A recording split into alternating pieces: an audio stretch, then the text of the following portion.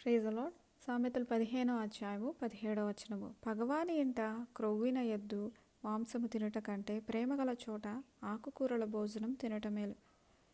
దేవుని వాక్యం ఏం సెలవిస్తుందంటే, పగవాని ఇంట ఎంత గొప్ప ఆహారపు పదార్థంలో తిన్నా సరే మనకి తృప్తి ఉండదు, కానీ ప్రేమగల చోట ఆకుకూరల భోజనం తిన్నా కూడా అది మేలంటండి. అయితే దేవుని వాక్యం ఏం సెలవిస్తుందంటే, అంతరంగమున పగ ఉంచుకునేవాడు అబద్ధికుడు అంట. సో పగ అనేది మన హృదయంలో ఎప్పుడు కూడా ఉండకూడదు.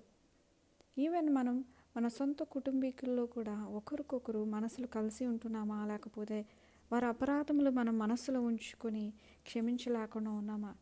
బైబిల్ వాక్యంలో ఉంది, ప్రేమ అంట అపకారమును మనసులో ఉంచుకోదంట. వాళ్ళు ఒకవేళ మన పైన ఏదైనా వ్యతిరేకంగా చేసిన లైక్ మనల్ని గాయపరిచినా మనం మర్చిపోయి క్షమించాలంట. దేవుని ప్రేమ మనలో ఉన్నప్పుడు మనము అపకారం మనసులో ఉంచుకోము. యేసయ్య తనని బాధించి హింసించిన వారిని కూడా క్షమించారు. మనం యేసయ్య బిడ్డలుగా ఉన్నాము అంటే మనం కూడా అదే గుణము కలిగి ఉండాలి. అపకారమును మనసులో ఉంచుకోవద్దు, కానీ ఒకరికొకరు క్షమించుకొని దేవుని ప్రేమను కలిగి ఉండాలి.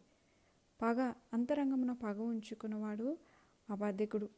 సో కాబట్టి మనము పగ అనేది మనసులో పెట్టుకొని ఒకవేళ ఎవరినైనా భోజనంకు ఆహ్వానించినా, ఎంత మాంస పదార్థాలు పెట్టినా సరే అందులో తృప్తి లేదండి.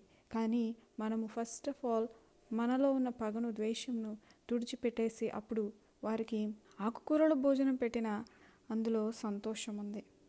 చిన్న ప్రార్థన చేసుకోవచ్చు. పరిశుద్ధుడా తండ్రి, ప్రేమమయుడ, ఇదిగో తండ్రి, అంతరంగంలో పగ ఉంచుకోకుండా తండ్రి మీ వలె సమాధానం కలిగి ఉండే కృపను దయచేయండి.